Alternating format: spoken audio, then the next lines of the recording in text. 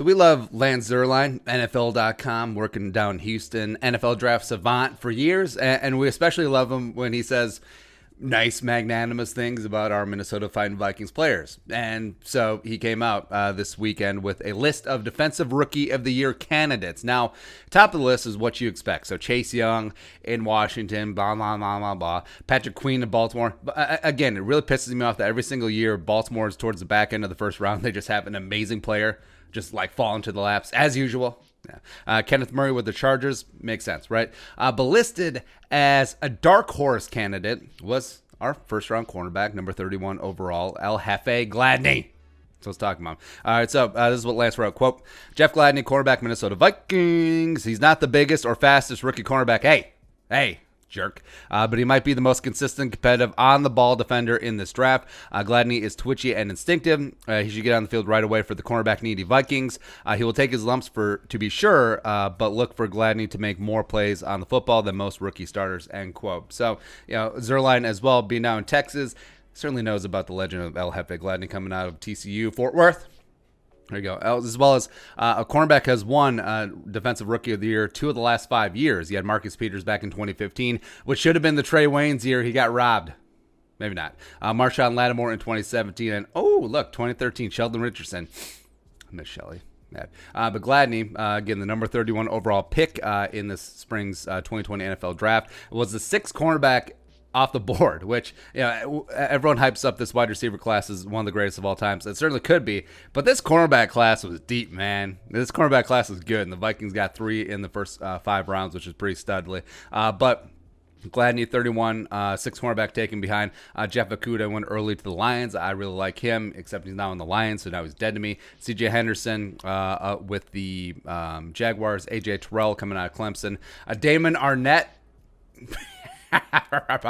As well as Noah Igbenegene going to the Dolphins. So Gladney's got 2 things going for him, which work in his favor to be potentially Defensive Rookie of the Year. Number 1, playing time. So he could waltz in and be the starter day one. Now, I think Holton Hill's going to put up a good fight. Mike Hughes is going to be there. I think Mike Hughes is going to be the cornerback 1 of this team, as well as Cameron Tiny Dancer is going to be in the mix as well. But I think Gladney, towards the end of the year, could have secured starting level reps, either 650, 700 plus reps out of 1,000, which I think that certainly could be possible, right?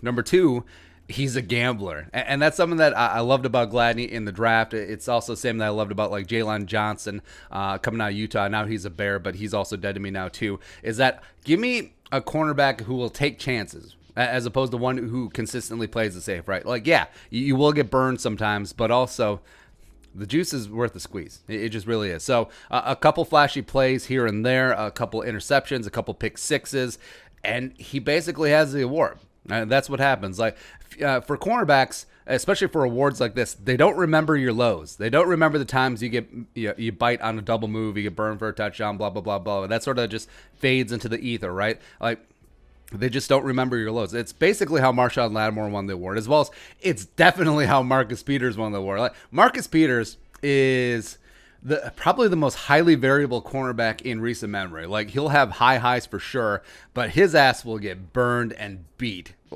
consistently. It's really rough to watch Marcus Peters sometimes. But again, with cornerbacks, you only remember the highlights, right? So that's why Marcus Peters, if you have a list of top cornerbacks in the NFL, Marcus Peters will still make the top 5, which he's not even the best cornerback on the Ravens. That's Marlon Humphrey, and it's not even close, but I digress. But again, specifically for looking for awards, I think Gladney certainly could be in that mix where say he has 3 or 4 highlight reel Heisman Trophy moments this year. A couple pick sixes, a big pass breakup in a high leverage spot, but then spends some of the year getting toasted a la Fred Smoot.